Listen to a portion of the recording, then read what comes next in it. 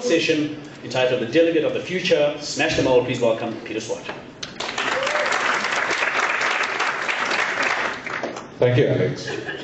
And I'm now forced to use this microphone because not everybody wanted to move forwards. Okay. You tried your best.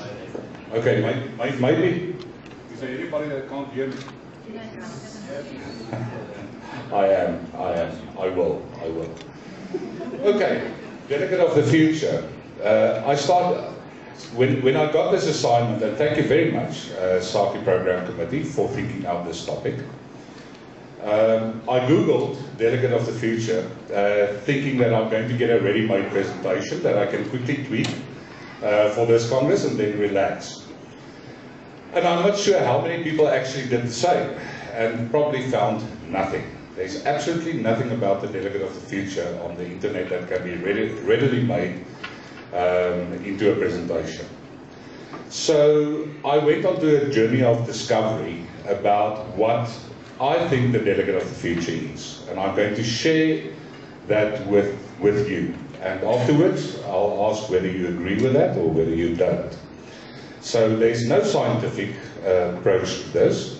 It is now looking into event neurology and event psychology, getting into the minds of people. And if you get into event management nowadays, you will discover how important neurology is in the design of events. This will feature next year much more prominently, as we'll bring to South Africa people like Janet Spearstad, that specializes in event neurology themes being very, very prominent in global forums. And I'm taking my lead from the Professional Convention Management Association, PCMA. They do 2 conferences. I'm going to show a couple of slides of the innovative stuff that they are doing.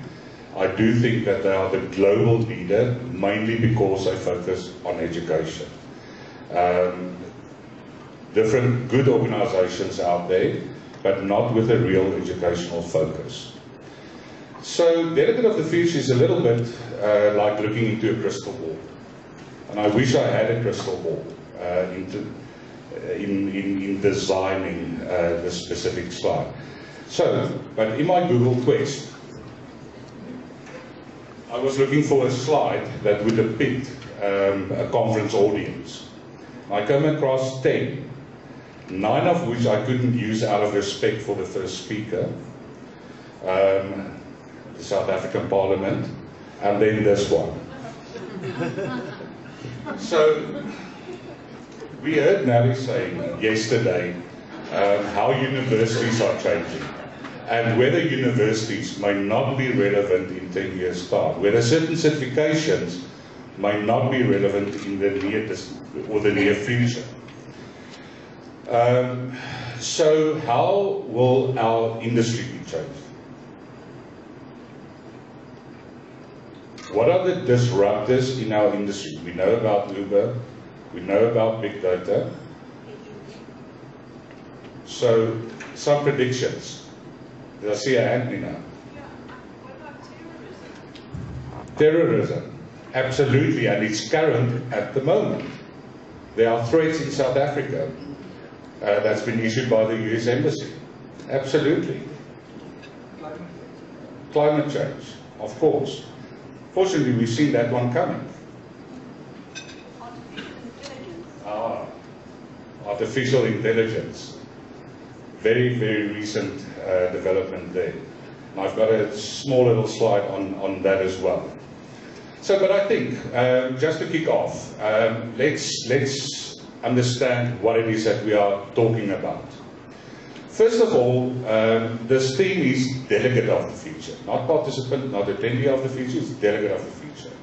So what exactly is a delegate? Just to get our terminology right. You enter an event as an attendee. You register and for an event to become an attendee.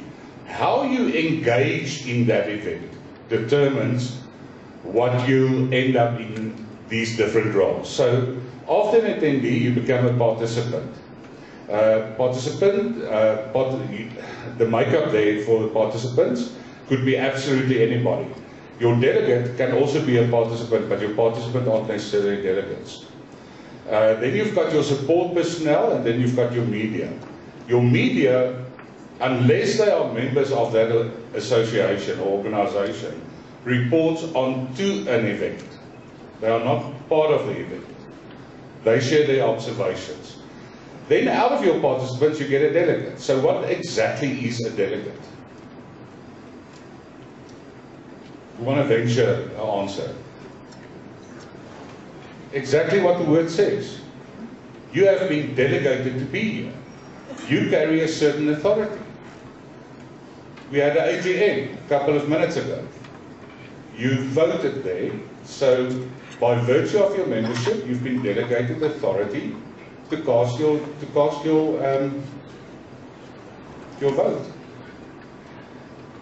Members of Parliament have been voted into those positions. So when they sit on their seats and they raise their hands or they press their buttons, they are representing their constituencies. So they've been delegated to be there. That's the difference. So you can't refer to everybody simply as delegates. Delegates, participants, and attendees have different roles within an organization. Then you've got your speakers, you've got your exhibitors, and you've got your donors, funders, and your sponsors. Now, those people that are looking at bidding, wanting to source conferences, often look at those numbers. And I haven't got my glass on, if I remember correctly, 650, which is the sum of all these people participating. Now, when you are doing your bidding for an event, it's very important to understand who are the people that are actually contributing towards that event. And you may find that there's a huge portion of those numbers that are not financially contributing to your event. James, that would be your experiences as well. So it's understanding the role. Okay, now for the purpose of this presentation, we are just going to say delegate. Okay, now what is important to understand about the delegate of the future is who exactly is the delegate of today. First and foremost, it's a person. And that reminds me of Dr. Zeers. Dr. Zeers said, a person is a person no matter how small. And this is something that we need to remember. We will be getting back to that. If you meet a person, what is the first distinction that you are making? You are determining whether it's a male or a female. That's natural. It's a natural distinction. After that, you are pretty much trying to gauge the age of that individual. And the reason for that is that you are trying to find connection. Who will this person relate to? What would this person's interests be, and what would their exposures be? And the very next one would be, what are you doing? So those are the typical, then it gets to the questions, then it gets to the conversations. So in this audience, how many people are in this boulders segment? Anybody in this audience that's willing to give away their age? Okay. Do we have Generation Z in the audience? Not yet. Not in this one. Okay. So and that was my guess. So we'll be focusing on these generations, the baby boomers, Generation X, Generation Y. Now, I'm very close to that one. Not yet, but I'm bordering it. So for this particular Congress, and that is where the delegates come into play again. Delegates are attending Congresses. This nilly-willy way of just naming conventions and the conference and the Congress and the summit is bull dust. Each one of those have different meanings and different purposes. delegates attend a Congress. Now, the segments here, and I've had a conversation with Adrian, how SAACI is made up. We have a number of planners that's responsible for various levels of organization. We've got services and facilities represented here. We've got the communications, that would be PR, marketing, media, and I've listed the convention bureaus in there as well, because I think that's your main purpose. And then we've got public sector representatives, and we'll put those under admin, and we've got training components. And there may be one or two other vocations here that we are not recognizing. Within SAACI, we've got the three main components. We've got the planners, we've got facilities, and we've got services. And roughly at the moment, according to Adrian's estimate, it's a 1/3 split each way, which is really encouraging. But this is about the meetings industry. But those are the stakeholders. So I've designed a survey, and we've seen 1 million surveys done in our industry on a similar trend. Now, observing our technology, and it's not our AV guys, but observing the technology, I've decided that I'm not going to activate the poll in my session. So let's just talk through it. So in terms of male, female, and then the don't knows. You're laughing. That is very serious. Okay, by show of hands, male. Okay, gents, we are the minority. And we'll have fun tonight, won't we?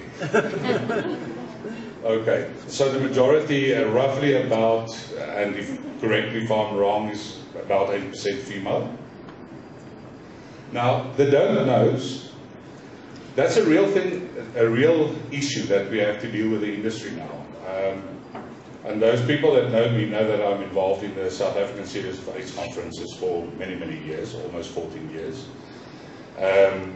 And gender issue is an issue. Transgender people and are quite a substantial portion of the participants that are attending those events. And there are a lot of technical difficulties, and these people need assistance because appearance doesn't reflect their travel documents. There are issues there. So they need special assistance to be able to attend these meetings. Okay. That wasn't the intention. Okay, then next, baby boomers, Generation X, Generation Y. So let's start off, baby boomers, how many in the room? Roughly. We're not declaring age. Okay, so about 2-3%. Gen X, the majority. Gen Y, okay, no. So this looks like what, 45, 10%? Okay, so this is our current interest. So in other words, if we are looking at Delegate of the Day, today, we are gauging now what your experiences are of event management. Aren't you the delegates of today? Who of you are planners? Okay. Vast minority. Services, facilities. Okay. About 20%. Communications, marketing, PR, media, CVBs. Okay. Another 10%. So where's the rest? Are you engaging? Okay. Good. Now, I was looking to get, first and foremost, the data, and especially on this question number 4. Who are here for the attractiveness of the destination?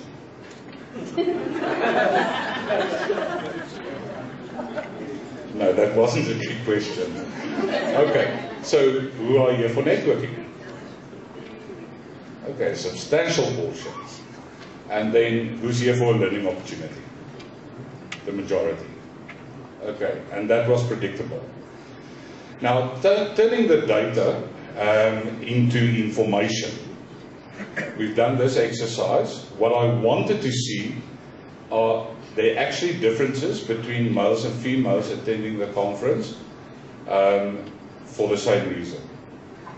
And I don't think so. I don't think there are any differences. Would anybody disagree with me? We are attending, male and female, the Congress for the same reasons. Secondly, are there different sectors attending the conference for the same reason? I would predict that there's a difference. Some more for the learning opportunity, others more for the networking and opportunities to do business.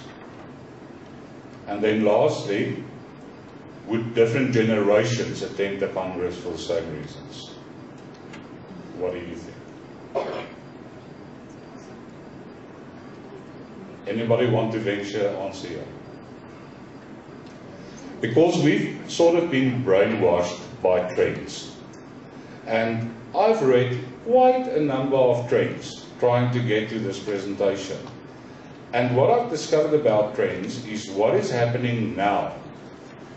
Everything that's been written up about the future, those are predictions, it's not trends.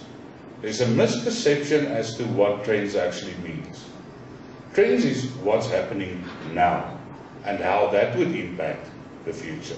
So there's a bit of analysing that needs to take place. So you are touching on strategic event management stuff. So we don't have the facts for that, and we'll guess.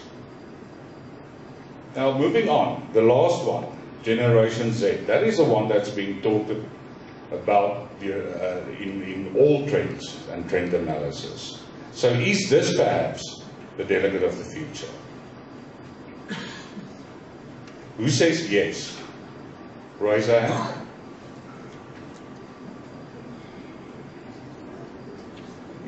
If you raise your hand, you would have been right. This is the delegate of the future. Yes, Marnie, you are right. Of course, Alex. Brilliantly done. Yeah, this is the delegate of the future, but is it the only delegate of the future? No, it's not. It's not. We've been made scared about the Generation X. Generation X needs to be treated differently because they've been exposed to different stuff. No. No. They just have more access. They more access to technology because they've grown up with technology and they use it differently. But we are all using technology in this room. Who can't answer their own emails? I come from an era with no emails. When I was standing amazed at a square box machine and seeing a paper coming out of this end put into another machine in Pretoria. Yeah, we come from an era of telexes, faxes, and we've moved on. But so did everybody else. So they don't possess unique qualities at all. We know, and we've developed those technologies for them. And ladies and gents, we are their parents. So no, they shouldn't be a different type of a delegate of the future. So let's have a look. Technology is wonderful because I've been on site in Copenhagen for 3 days as a robot. I have, done what normal participants do at conferences. I've talked to people, I networked, and I listened to what was going on in plenary sessions. I had very interesting conversations. I can, drive to people and knock them like on the shoulder, and then I hold up my sign, and it says, pick up the headset, so let's talk. So it's easy for me to have like one-to-one conversations with the other person with a headset on. There are some limitations to, you know, my presence on site. I'm feeling like a person with disabilities, so I can't taste the good foods in Copenhagen. I also can't open doors, or I can't smell anything or shake hands or exchange business cards with people. We would of course need some conference rooms adapted to our needs. We would, for example, need a ramp if we would like to go on stage or have always open doors. They definitely need to recharge us at night. But for the rest, I see indeed having, you know, 2 or 3 more robots on site could be an interesting concept. Only robots on site at conferences, I can't imagine that to happen. But having, for example, a speaker that can't physically be on site, you could have him as a robot, and after his presentation, he still is available for any further discussions with one-to-one participants. They both have their advantages, being on site or being a cyborg participant, and I would prefer even being a real physical person on site. I believe that's still, you know, the best you can get if I could choose. In that lies the answer. Remember a couple of years ago when video conferencing was introduced and we all got a scare from the organizer's point of view. So is this the evil in the black cloak that's going to kill the conference industry? And it didn't turn out to be. It became an aid to the industry. So is this the delegate of the future? Why not?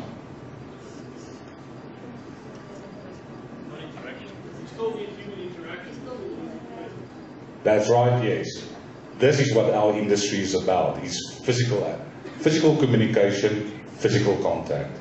So there are different ways of engaging. That's just a tool that's been introduced. And by the way, ladies and gentlemen, this is very new. It's been done for the very first time in November last year, and PCMA did it at Convening Leaders, only known to be the second Congress in the world that did it, in January, yes. Yeah, it was also done at the Cape Epic this year. I did it for dimension data. Cape Epic, and what did you do for dimension data? We did the interaction between the cyclists and a leading cyclist from the UK who wasn't able to be here. So we had to And when was done? that was in March this year. March this year. Yeah. No, it's common technology now. What I'm referring to this was done November last year for the very first time. Okay. Good. So who is the delegate of the future? Ladies and gents, it's you and me and us. We are the delegates of the future. We are growing with this industry. And what our needs are today will be our needs as we go into the future. But there is a differentiating factor. And that differentiating factor is how we are influenced. And we are influenced by experiences and exposure. Ask yourself the question, am I still the same person that I was 10 years ago? I may have changed in appearance and I may have different needs, but inherently I'm exactly the same person that I was 10 years ago that I was 20 years ago. So that the delegate of the future hasn't changed. It is us. It is us going forward. So now we had exposure to all sorts of technological advances. But that just made us more efficient, or was supposed to make us more efficient, and make us more competent in what we do. But it didn't change who we are. We had Avatar as a movie. And the funny thing is, if you look at Avatar as the movie, they changed the shape of people. But we all related to their needs. and how they acted, it was still recognizable people. People don't change really as fast as you know, or would expect.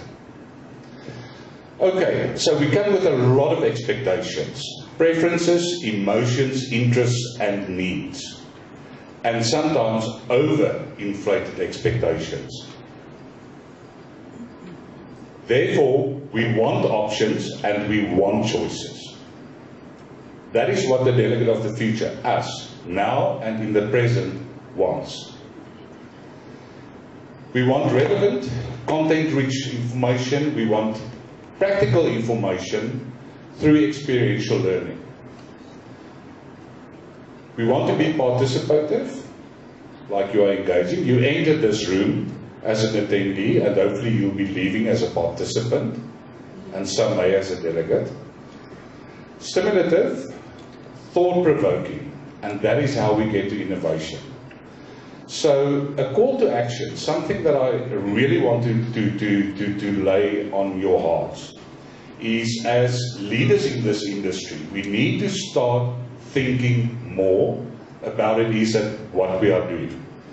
Just as when I got this topic for preparation, had to now sit back and add this to my think list. Who of you have got think lists? And once you've got a think list, you will never ever be bored in your life again. But that's our responsibility, that we need to make time to think. Otherwise, we are not going to innovate. If you don't get an opportunity to think about what you are doing, asking the questions, the so what and the what if questions, you are not going to be able to lead to innovative thoughts. Okay, we want to network, reinforce relationships, build new relationships, discover new opportunities, and we want to do business. This is the real reason why we are here. For the AV guys, and for example, the convention bureaus, just imagine that you are sitting in a room set up for 2,000 people, and you've got wrapped around AV. In this instance, you are listening to a presenter doing a talk on Antarctica, and you hear the icebergs crackling up at the right-hand side corner of the room, and you can hear the seabirds flocking together on the island on the left. So you've got surround sound, image and sound projection. Now, if you are trying to sell a destination, you can take South Africa to any place in the world by doing this. This comes from PCMA. Although it's called main stage, there's a big thing about moving into public spaces. Now, this is for the venues. At the moment, the organizers know that we are not yet paying for public spaces in facilities.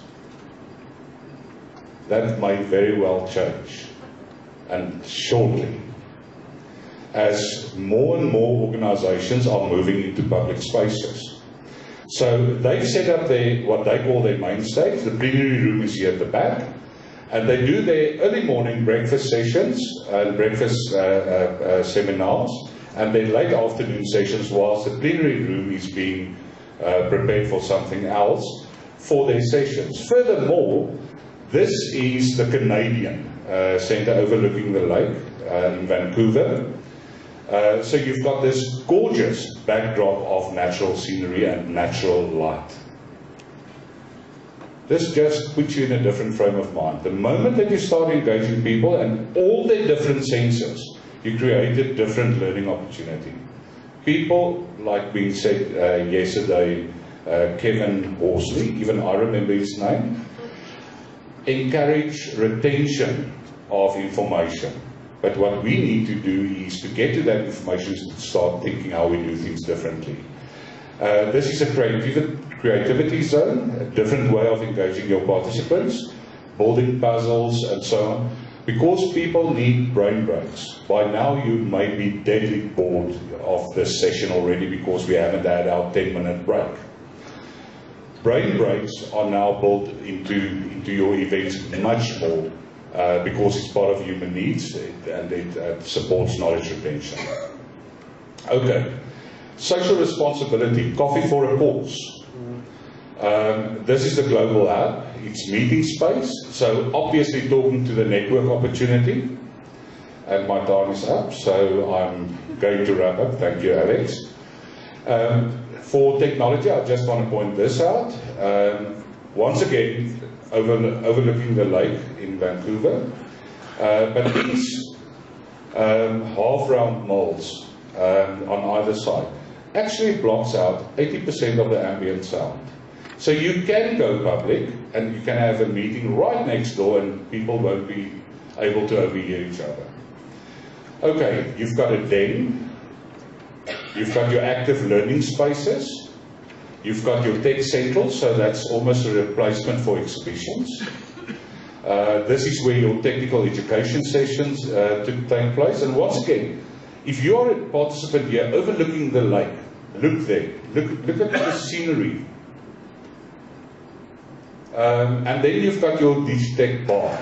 And what happens at a bar? You get served at a bar. So this is an opportunity to serve information.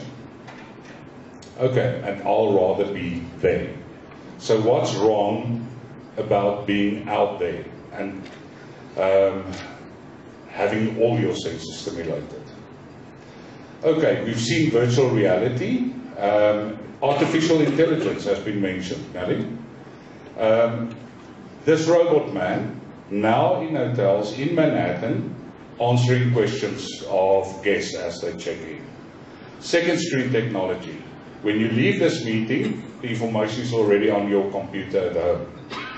Wearables, so whatever is happening on your phone and on your apps will be happening on your wristwatch soon. And then virtual reality. Food, we want our needs served with food. Just go back to that. Wholesome, recognizable, tasty, variety, sociable, well presented. So get back to comfort food. If you've got a special event, do the special menu. Dress your plate up. But because people are engaging for a prolonged period of time, give them what they recognize. This is what they want. And then the impact of big data. So I just want to show this. This is a letter that I got at the beginning of the year from an organization wanting me to sign up to join a pavilion. So it's a client relationship that we are talking about here. Look at the words, must, you will be allowed, you should, only. Is this the way that we should be addressing our clients? And this, unfortunately, ladies and gentlemen, is happening as a direct consequence of how we deal with big data.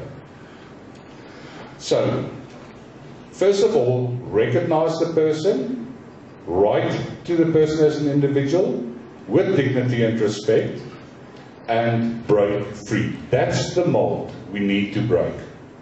So, recognizing the individuals that we are serving. They are not an object. So I'm leaving you with this. My interest is in the future because I will be spending the rest of my life there. Thank you very much.